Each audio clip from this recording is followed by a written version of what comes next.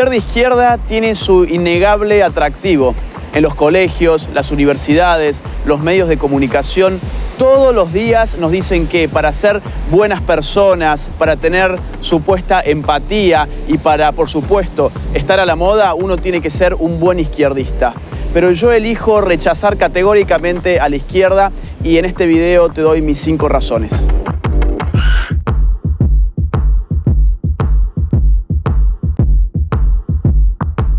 Razón número 1. La izquierda es la ideología más asesina de la historia.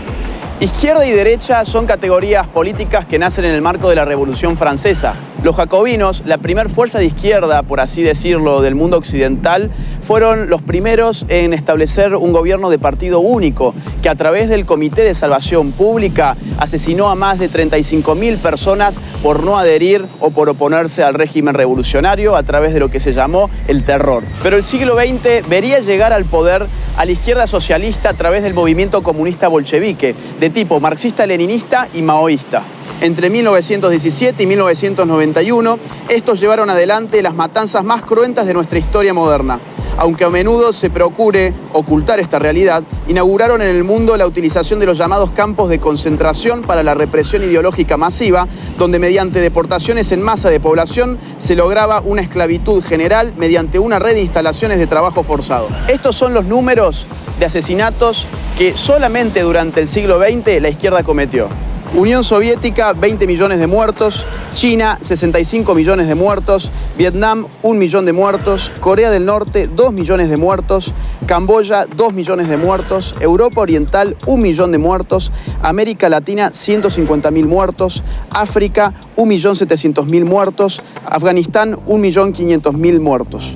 Todo esto solamente contando los casos del comunismo en el poder, es decir, sin contar los muertos en manos de organizaciones terroristas y guerrilleras de izquierda a lo largo y ancho del mundo. Por ejemplo, sin contar los más de 21.600 atentados que cometieron Montoneros y ERP en la Argentina. Por ejemplo, sin contar los más de 12.500 muertos que se llevó el Sendero Luminoso en el Perú.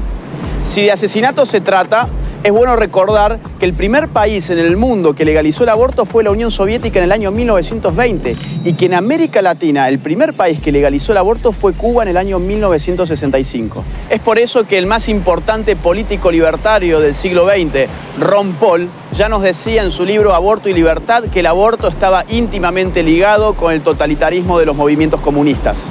Razón número 2. La izquierda en el poder recorta todo tipo de libertades.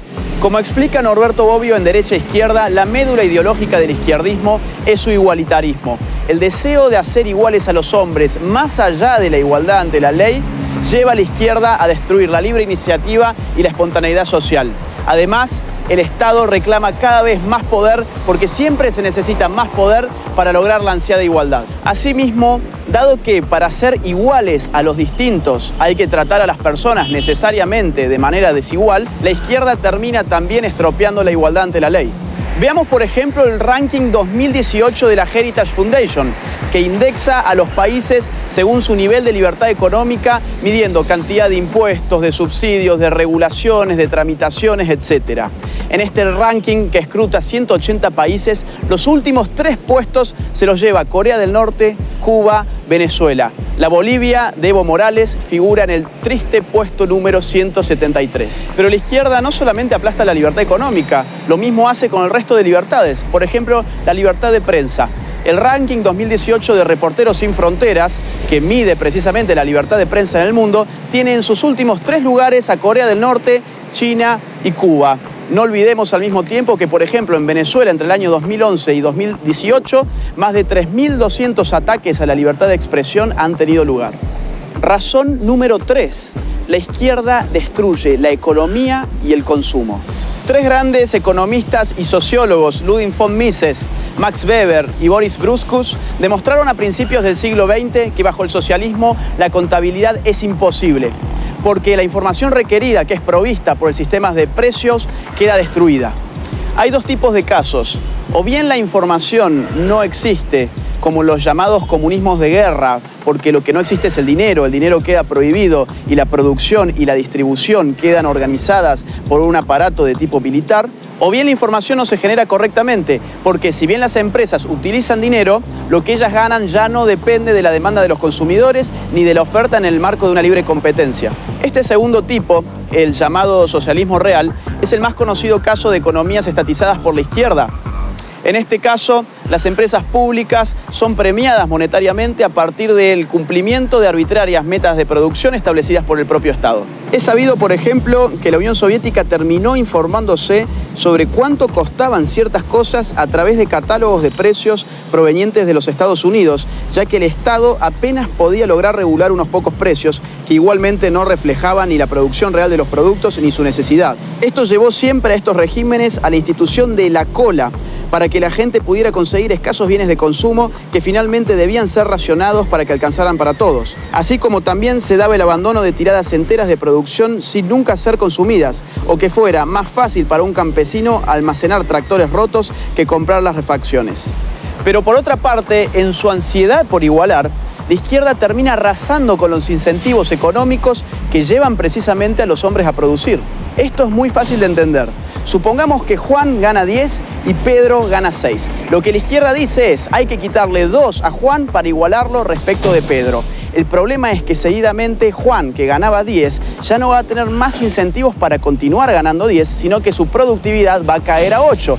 Y así sucesivamente la torta se va haciendo siempre cada vez más pequeña.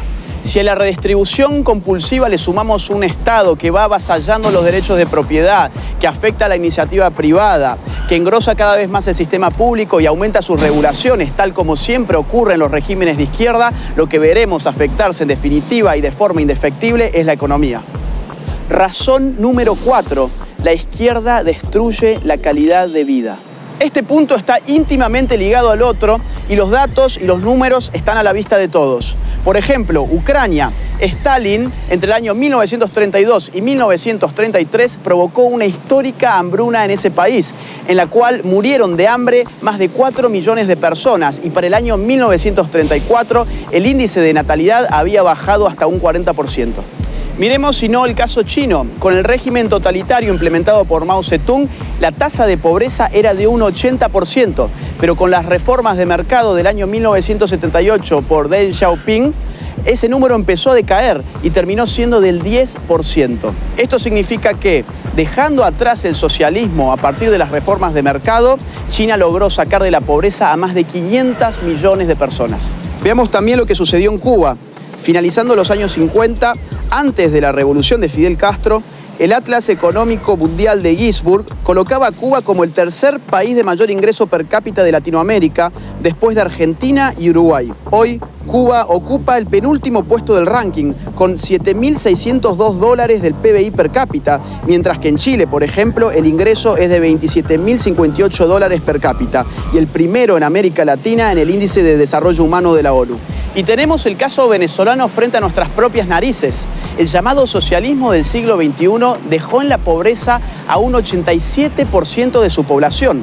En el año 2017, por ejemplo, el 64.3% de los venezolanos bajó de peso un promedio de 11,4 kilogramos. Y el 76% de la población escolarizada hoy no concurre a clases por no tener alimentos en sus estómagos. La penuria también se puede medir por la emigración. 4 millones de venezolanos han abandonado Venezuela desde la instauración del chavismo. No importa que vivas bajo un océano de petróleo, la izquierda siempre empobrece a la gente. Y finalmente, razón número 5, la izquierda es la religión laica de los resentidos sociales. La frustración es una realidad psicológica de la cual nadie está a salvo. Es propio de la limitación humana no lograr aquello que nos proponemos en todos los casos. Siempre hay algo que no conseguimos ni podremos conseguir. El ser humano, por definición, es falible. Acá es donde la izquierda interviene, calmando la frustración y trastocándola por resentimiento. Lo que la izquierda te dice es, vos no tenés ninguna responsabilidad individual sobre tus actos. Vos sos una simple víctima más de un sistema esencialmente injusto que te llevó a fracasar. La izquierda le ofrece al resentido un alivio de tipo psicopolítico, construyéndole un enemigo abstracto en el cual poder depositar todas sus frustraciones. Llámese capitalismo, patriarcado, heteronormatividad, imperialismo, colonialismo o como ustedes quieran. Pero de la frustración por conseguir el mayor éxito no viene necesariamente el resentimiento.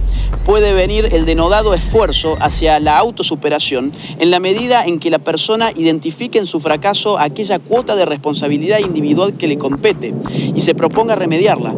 Y decimos cuota porque la responsabilidad individual es siempre eso, una parte del fenómeno. El resentimiento proviene de la frustración cuando no se tiene la voluntad de hacer un análisis equilibrado entre el propio fracaso y las posibilidades de prosperar. De esta forma, para proteger lo que queda de autoestima, se eliminan las responsabilidades individuales y se buscan solo los agentes externos como causa de los propios problemas, usando a determinadas estructuras sociales como chivo expiatorio. Estas son tan solo 5 razones de las tantas que podría darte. Si vos tampoco te considerás de izquierda, te invito a que levantes tu voz, a que no tengas miedo. Este es el momento de hablar contra ideologías perniciosas que se nos venden como modas y que no son otra cosa que una pieza más del establishment.